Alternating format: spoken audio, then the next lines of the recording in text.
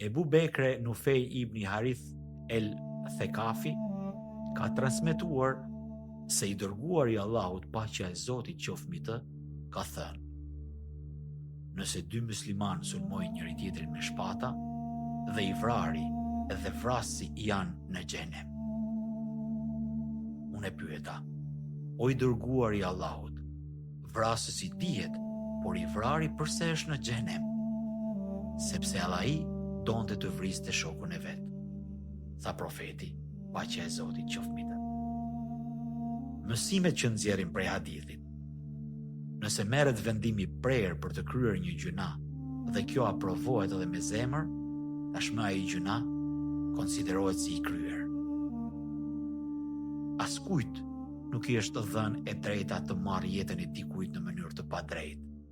Për këtë arsye, tentimi i vrasjes së dikujt pa asnjë shkak është ndërhyrje në të drejtën e Allahut, gjë e cila meriton xhenemin. Ashtu si për veprat e mira, edhe për veprat e këqija merret për bazë qëllimi.